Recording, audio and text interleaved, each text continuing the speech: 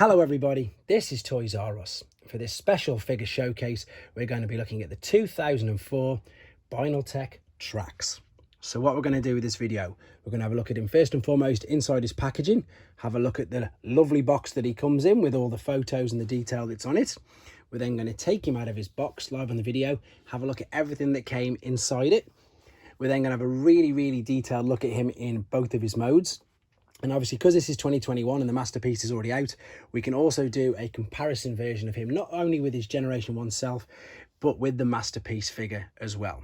And in my opinion, this is my favourite version. Apart from the G1, this is a stunning toy. I absolutely love it.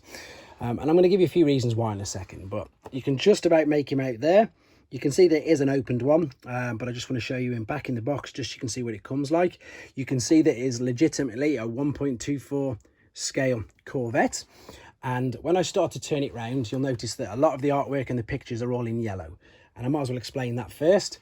But before we do, you see we've got BT, which stood for binaltech, and 06 is Trax. So with it being the Japanese, they've got their reference numbers, their corresponding numbers. Bit like the Generation 1, obviously, you had the different numbers, but they are the BT stood for binaltech.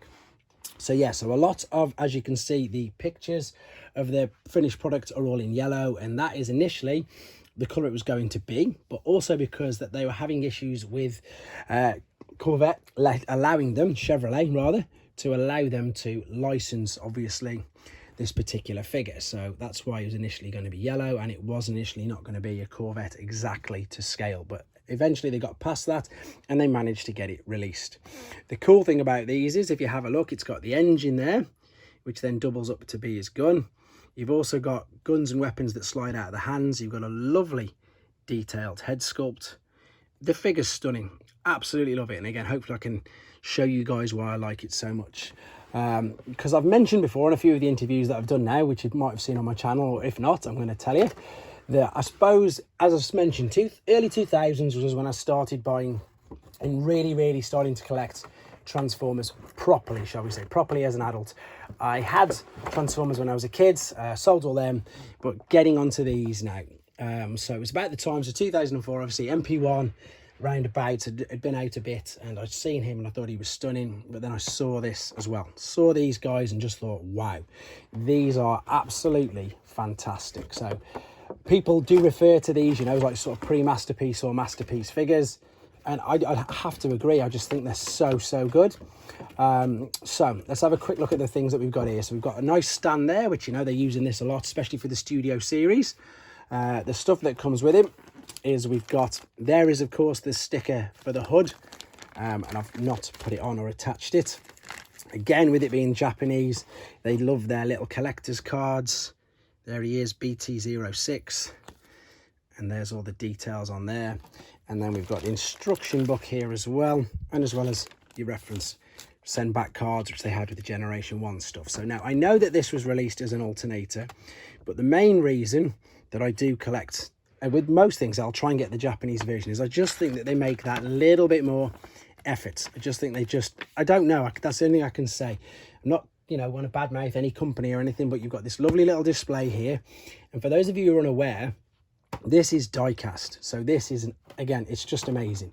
Usually this would come if it was brand new with these wrapped around the top, but again, because I've opened it, it's not got that. So yeah, so the main difference with these, and it's the reason why I get the binaltechs and not the alternators, was exactly that. It is die cast. It is much more robust.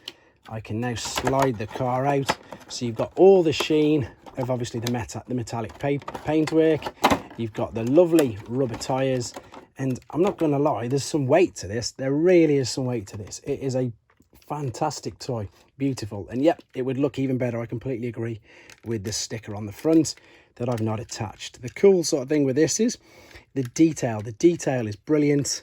Ironically enough, there is one of his rockets, but you can see there's even detail and grooves on the seats inside. And let's see if I can show you this without knocking the camera over.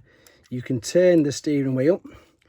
I can't get it to work. And the steering wheel will turn the wheels in line with the way that it's going as well. So the detail on this is stunning. Really good. And of course, as I've already said, it's a genuine 1.24 scale version of this car. So Right, let's see if I can just close the door again. I'm going to pop that there for a second, just so you can see what it looks like. I've got the original G1 there, and I suppose it's never going to look as good, excuse me, without that big sticker on the front, but it's beautiful, isn't it? It does look so, so good. I'm going to stop saying that now, but there we go. So this is the alternate mode. Let's have a look if we pop the hood as well. There inside is the engine block, but also, as I mentioned, you can take this out like so. I'm going to take it out carefully, and then this will double into a gun as well. There's loads of things you can do with this. I'm going to show you as many as I can in a second. Then here is, if I can fold this out, there we go. So there's your twin blaster that was an engine. We can close that up. Let's spin it around.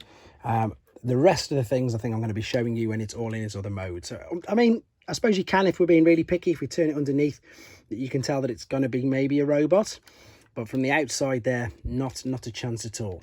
The other thing before I transform him as well, the main difference between this and I think pretty much every other Trax figure that's maybe been released is his roof is now no longer going to be his chest. There is the faux chest that you're going to see in a second in robot mode. But yeah, this is a great toy. Lovely toy. What I'm going to do now, for a couple of reasons: one is not to spoil it for yourselves if you want to get one, and two, to keep the length of the video down, I'm now going to transform him into his alternate mode, and I will come into his robot mode, sorry, and I'll come straight back to you. Okay then, so we're back, and as you can see, he is in his robot mode. And again, a quick apologies for not doing that on camera. Again, main reason is not to ruin it for you guys, because I know that people really enjoy transforming them for the first time, and also it will keep the video length down. But look at it, it's absolutely brilliant. He's absolutely stunning. He looks so good. It's so aesthetically pleasing. If you've got one of these, I would always display him. Although the alternate mode, you know, it's a Chevy Corvette, it's beautiful. It does look really nice in his alternate mode, but I think this display is absolutely stunning. Let's have a look at him in a bit more detail then. So we've got a lovely head sculpt there. We've got it's on, I suppose it's like it's on a ball, so we can go up and down, side to side, backwards and forwards, etc. The shoulders do fully twist again, all the way around and in and out. Some of it is for the transformation process. The elbows, you can see quite clearly, are on ball and socket joints. So you've got up, down, side to side, etc. With regards to hands, the thumb doesn't move, but it is obviously by itself, index finger and then the other three fingers. And then here's these fold out or pop out launchers either side of his wrists that we mentioned. They pop out down there. Same obviously with the arm there on that side. The hips, full twist, full rotation there.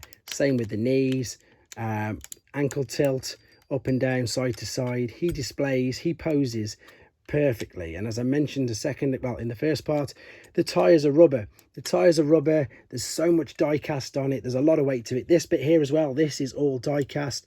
There's a lot of weight to this figure, and it really does warrant a mini masterpiece moniker. It really does. Not mini, a pre-masterpiece moniker. It's brilliant. Really good. So here was the engine block that we folded out and turned into a gun. This will fit obviously inside his hands like so.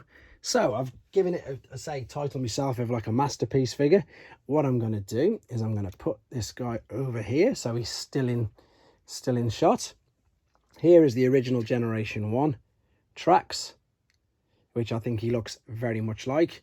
Okay, he hasn't got them wing bits there, but I think they've made up for them with the rear part of the car. And then here is the masterpiece version.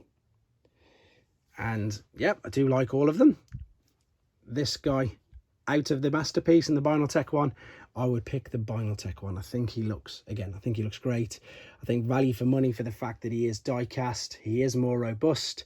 The advantages that you've got with the masterpiece is that the newer figures, and again, this is brilliant what they're doing, they're managing to get most of all the car bump, you know, and all the kibble hidden and folded and tucked away. With this being 2004, so, you know, we're talking 17 years old already. Unfortunately, a lot of the car kibble is very apparent, and especially if you spin it around the back, which I will show you now. You can tell that's a car at the back, unfortunately, with these do move though. These move up and down, so you can then adjust. You can see inside there for the knee joint. Really good poses. But again, if I'm going to display this in robot mode, he's going to be facing forwards, he's not going to be facing backwards, so it doesn't bother me in that way. But there you go, there's a good quick comparison. Yeah, I think he's great. As just mentioned, 17 years old. The die casting him is brilliant. That is something to be aware of though, obviously, with it being die cast. If the paint chips on it, this is just, as I say, blue painted die cast, so if that gets chipped and damaged, it probably won't look as aesthetically pleasing. Otherwise, great figure, really like it. I hope I've managed to do him some justice for you guys. It might even be a line of figures that you didn't even know existed, because I know a lot of the people, I think I joined back in the Transformers sort of fandom here about this sort of time. A lot of people now are jumping back on boards because of War for Cybertron, or some of you, you know, let's be honest, may not have even been born when this came out. Either way, I hope that any of you who are watching it right now appreciate what a great figure he is. I hope you enjoyed the showcase.